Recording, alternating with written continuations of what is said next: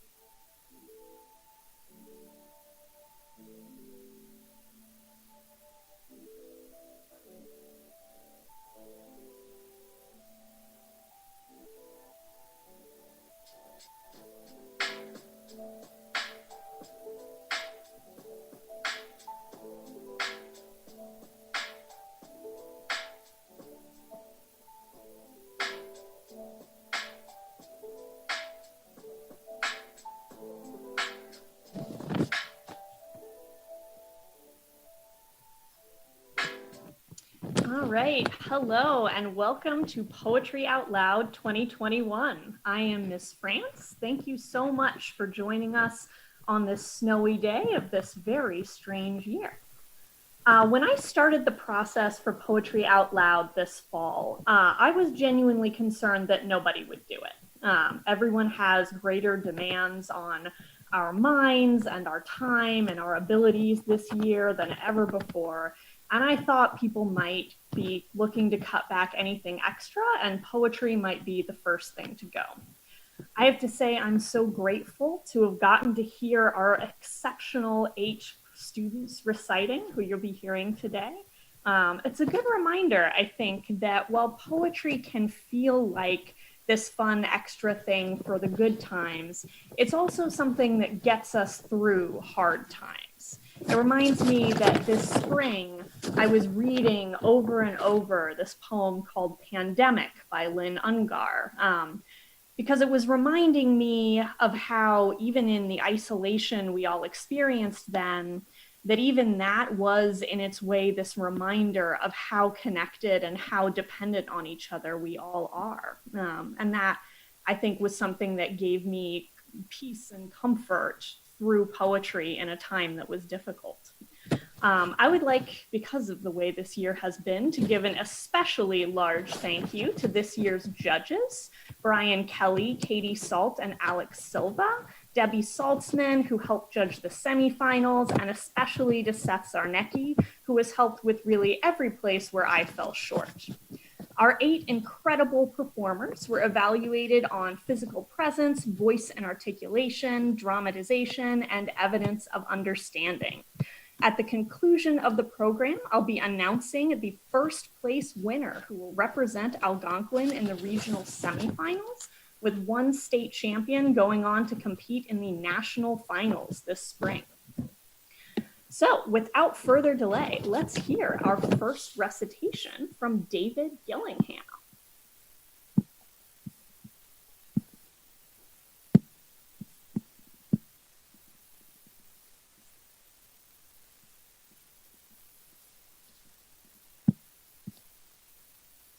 The Barnacle by A.E. Stallings.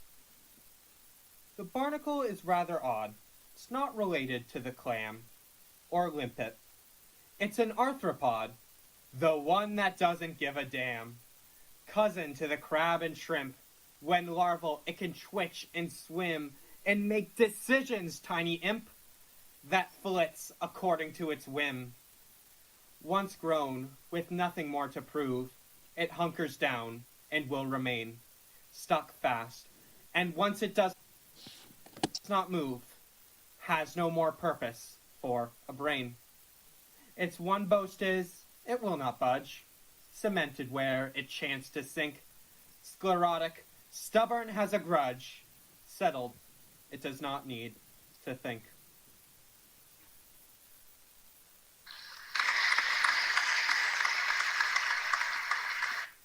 Thank you, David. And up next is Cynthia Rajeshkana. Hello, my name is Cynthia Rajeshkana, and I will be reciting Siren Song by Margaret Atwood. This is the one song everyone would like to learn. The song that is irresistible. The song that forces men to leap overboard in squadrons even though they see the beaked skulls. A song nobody knows, because anyone who has heard it is dead, and the others can't remember. Shall I tell you the secret? And if I do, will you get me out of this bird suit? I don't enjoy it here, squatting on this island looking picturesque and mythical, with these two feathery maniacs. I don't enjoy singing this trio, fatal and valuable. I will tell the secret to you, only to you. Come closer. This song is a cry for help. Help me. Only you can. You are unique. At last. Alas, it is a boring song, but it works every time.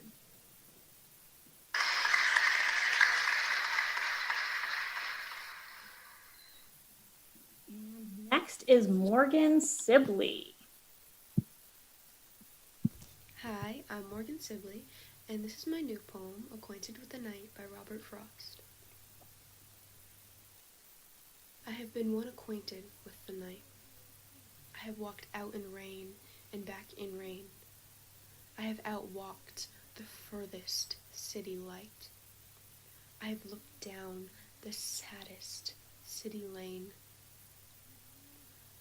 I have passed by the watchman on his beat and dropped my eyes unwilling to explain.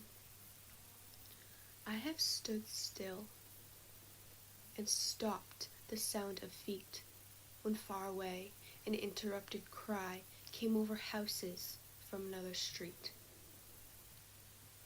But not to call me back or say goodbye, and further still at an unearthly height, one luminary clock against the sky proclaimed the time was neither wrong nor right. I have been one acquainted with the night. Thank you.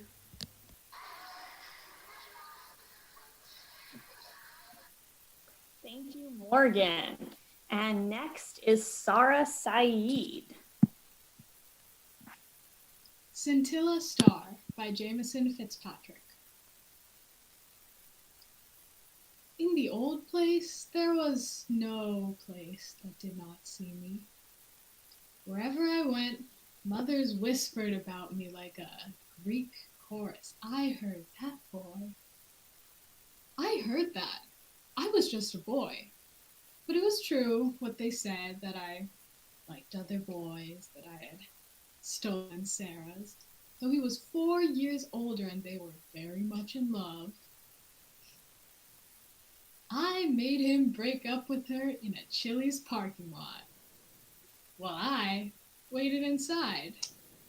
I was 14. How embarrassing to have been 14, to have eaten at that Chili's often.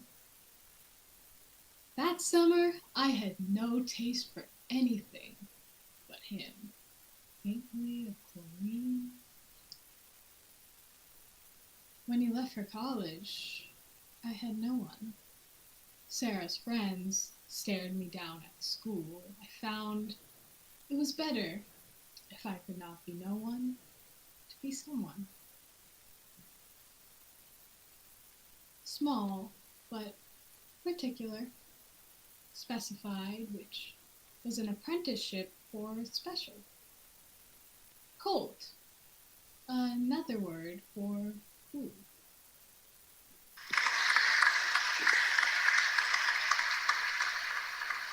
Thank you, Sarah. And next is Gracie Shang.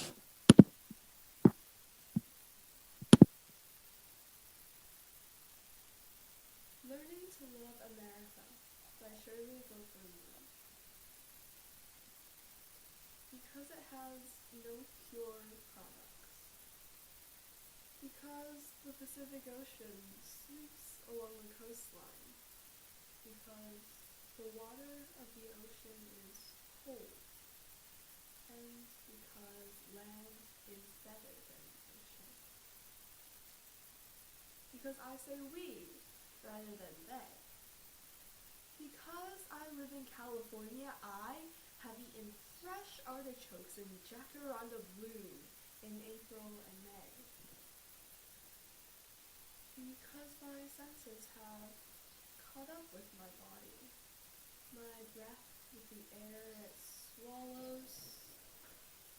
My hunger with my mouth. Because I walk barefoot in my house. Because I have nursed my son at my breast. Because he is a strong American boy. Because I have seen his eyes redden when he is asked who he is. Because he answers, I don't know. Because to have a son is to have a country. Because my son will bury me here. Because countries are in our blood and we bleed them. Because it is late and too late to change my mind. Because it is time.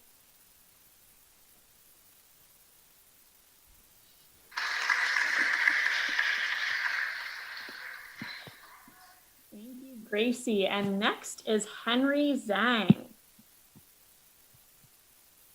The Road Not Taken by Robert Frost.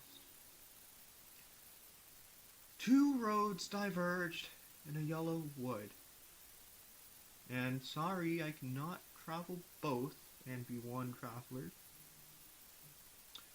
Long I stood and looked downward as far as I could to where it bent in the undergrowth. Then took the other, just as fair and having perhaps the better claim, because it was grassy and wanted wear, though as for that, the passing there had warned them really about the same. And both that morning equally lay in leaves no step had trodden black. Oh, I kept the first for another day, yet knowing how way leads on to way, I doubted if I should ever come back. I shall be telling this with a sigh, somewhere ages and ages hence. Two roads diverged in a wood, and I took the one less traveled by, and that has made all the difference.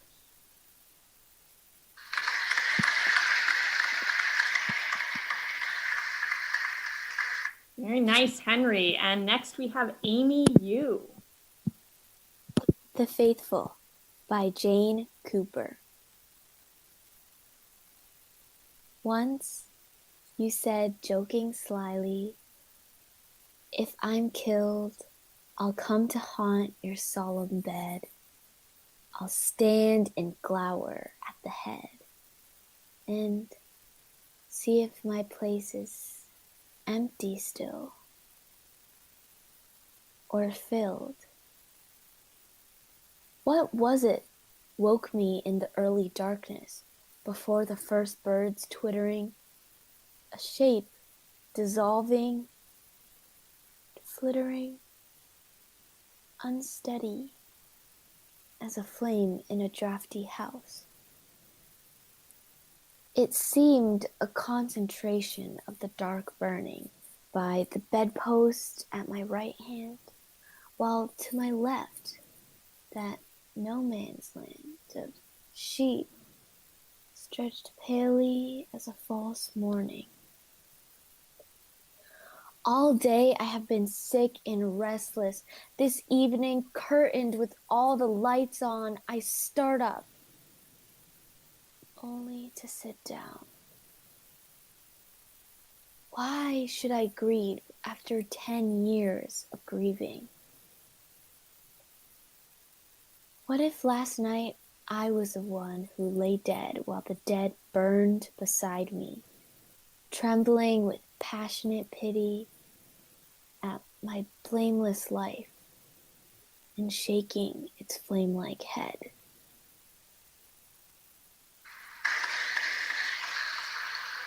Thank you, Amy. And the last recitation for our first round is Raven Watanabe. Spanglish by Tapo Laviera. Pues estoy creando Spanglish. Bicultural systems, scientific lexicographical intertextual integrations, two expressions, existentially wired two dominant languages, continentally abrazándose a coloquial combate en las aceras del sol. Imperio Spanglish emerges control pandillaje sobre territorio bilingual. Las novelas mexicanas mixing with radio rock and roll, condimented cocina lore, immigrant, migrant, nasal mispronouncements, baraja, chismete, social club, hip-hop, prieto, street, salsa, corner solo mixturando, Spanish pop, farandula. Standard English classroom with computer technicalities. Spanglish is literally perfect. Spanglish is ethnically snobbish. Spanglish is cara holy inteligencia. Which US slang do you speak?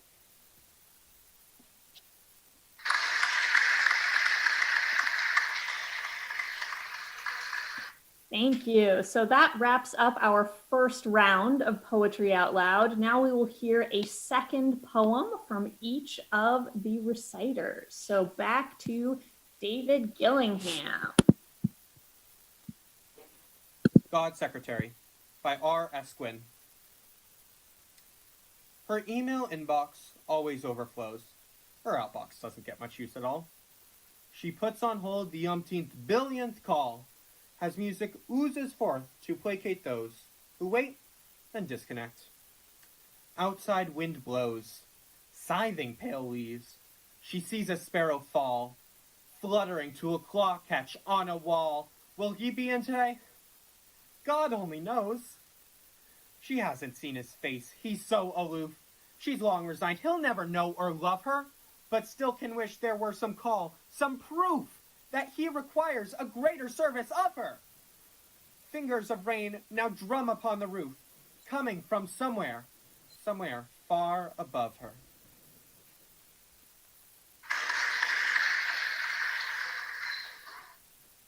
Thank you, David. And now second poem from Cynthia Rajeshkana. Hello, my name is Cynthia Rajeshkana, and I will be reciting The Light the Dead See by Frank Stanford. There are many people who come back after the doctor has smoothed the sheet around their body and left the room to make his call. They die, but they live. They are called the dead who live through their deaths, and among my people, they are considered wise and honest. They float out of their bodies and light on the ceiling like a moth, watching the efforts of everyone around them. The voices and the images of the living fade away. A roar sucks them under, the wheels of a darkness, without pain. Off in the distance, there is someone, like a signalman swinging a lantern. The light grows. A white flower. It becomes very intense like music. They see the faces of those they loved, the truly dead who speak kindly. They see their father sitting in a field. The harvest is over and his cane chair is mended.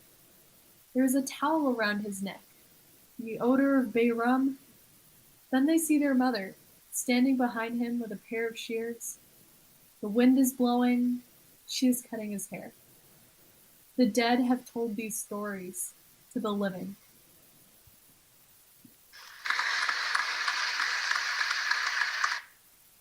Great job, Cynthia. Next is Morgan Sibley. Hi, I'm Morgan Sibley, and this is my original poem, Dead Reckoning Number 3 by Yusuf Kamunyaka.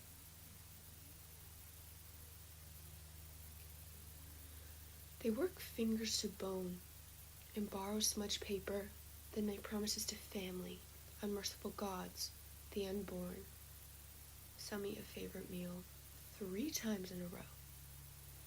Others partake only a pinch of soil before boarding half-broken boats and rubber rafts.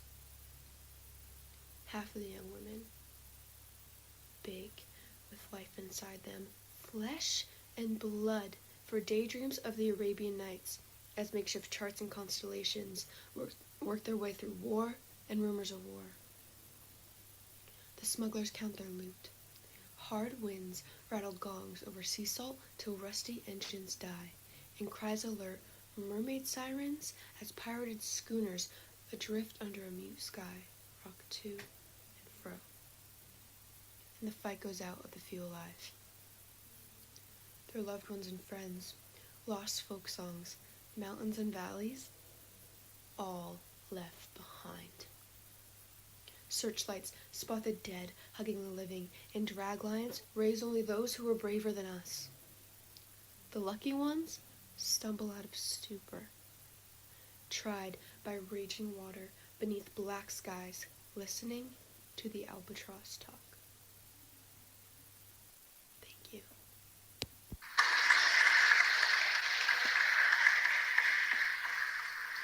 Great job, Morgan. And next is Sarah Saeed. The Gentle Art of Shabby Dressing by Spencer Short. There's nothing dandier than threadbare threads worn by a discerning shabby dresser. A collar's fret or subtle fray is not lesser because it's worn away, but models instead the bespoke tailoring of time itself. Done poorly, the gentleman farmer's piecemeal pastoral, that no-ho charmer's duct-taped boots, it's like an unread bookshelf of second-hand prose, a too-studied pose. Done well, it draws you in, to draw you near, reveals the intricate pattern in the year's inexorable ravel between decompose and deconstruct. What seemed a foppish quirk grows wise, design undone. We wear time's work.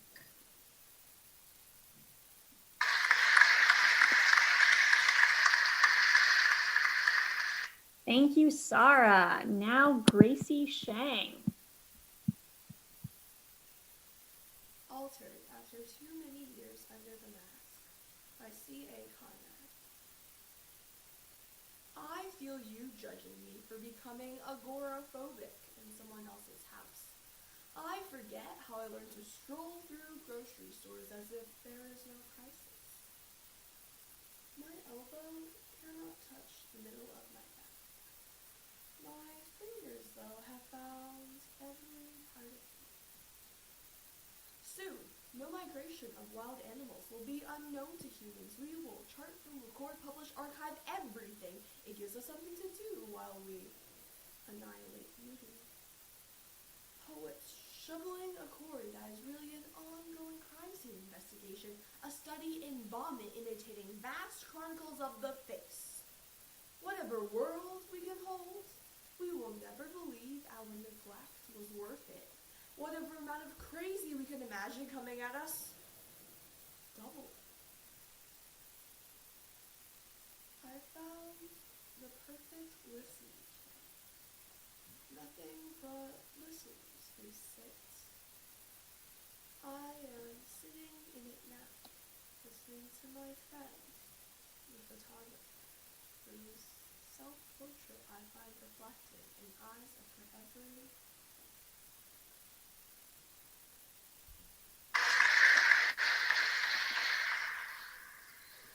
Great job, Gracie. And next is Henry Zhang.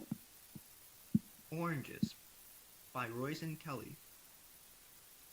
I'll choose for myself next time who I'll reach out and take as mine.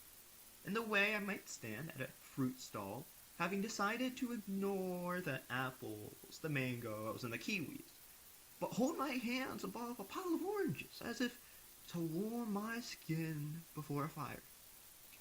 Not only have I chosen oranges, but I'll also choose which orange. I'll test a few for firmness, scrape some rind off with my fingernail, so that the citrus scent will linger there all day. I won't be happy with the first one I choose, but we'll try different ones until I know you. How will I know you? You'll feel warm between my palms, and I'll cup you like a handful of holy water. A vision will come to me of your exotic land, the sun you swelled under, the tree you grew from. A drift of white blossoms from the orange tree will settle my hair, and I'll know. This is how I'll choose you, by feeling you, smelling you, by slipping you into my coat. Maybe then I'll climb the hill, look down on the town we live in, with sunlight on my face, and a miniature sun burning a hole in my pocket. Thirsty, I'll suck the juice from it, from you. When I walk away, I'll leave behind a trail of lamp-bright brine.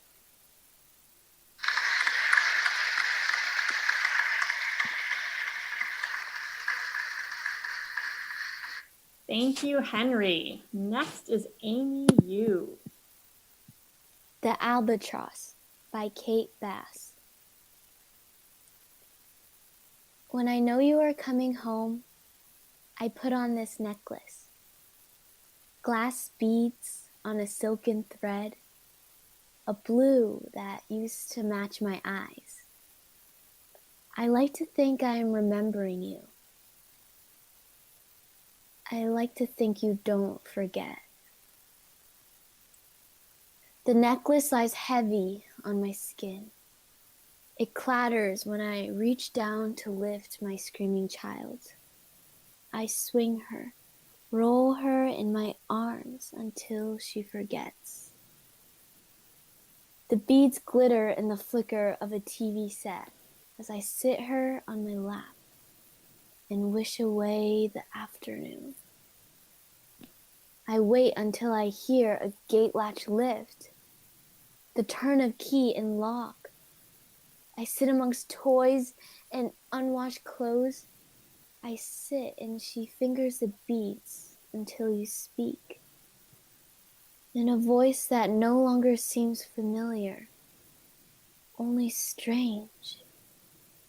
I turn as our child tugs at the string. I hear a snap and a sound like falling rain.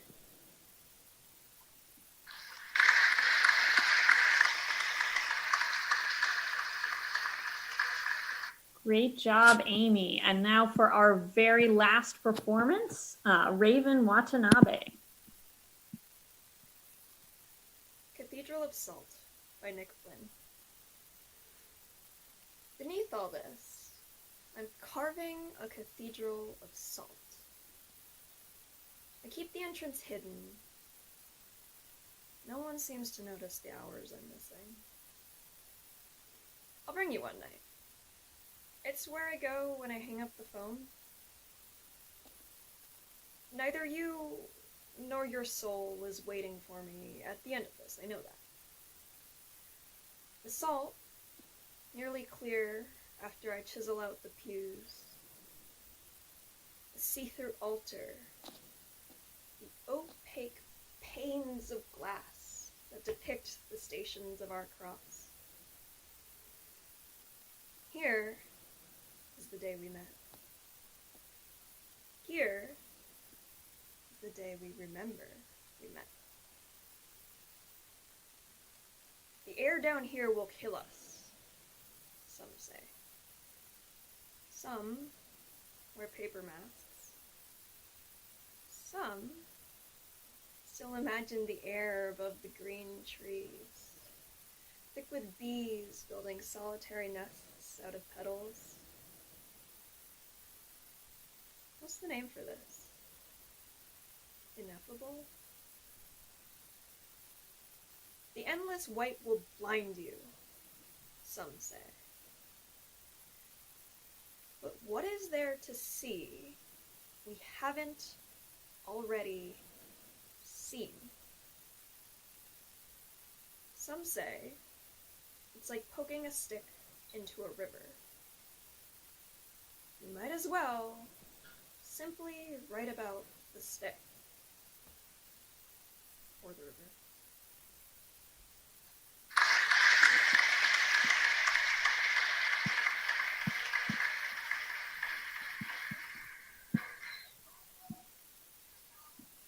All right, and that is the end of our poetry recitations. I want to say thank you again to our 8 reciters. They were so incredible. I'm so proud of you guys for having done this during an incredibly difficult year. So today, kind of on brand with the rest of the year, the results that I got from the judges are something I have never seen before. We had a double tie. So tied for 3rd place, we have Cynthia Rajeshkana and Gracie Shang. Congratulations to both of you. You were incredible. Now, for the final, there can only be one 1st place winner because somebody's going on to the semifinals. So using the very specific tie-breaking criteria and by the narrowest of narrow margins, our 2nd place winner is Sarah Saeed.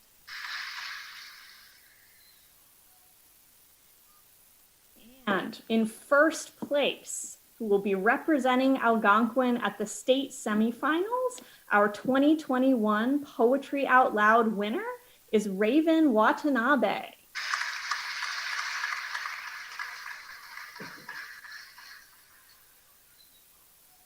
So congratulations to all 8 of you. Thank you so much. And thank you again to our judges and everyone else who was a part of this. It's a real pleasure every year. There will be a recording of this webinar available to you. Let me know if you want the link. I think you'll get an email with it, but if you don't, I can get that to you. I hope everybody stays cozy and safe in all of this snow. And thank you so much. Bye.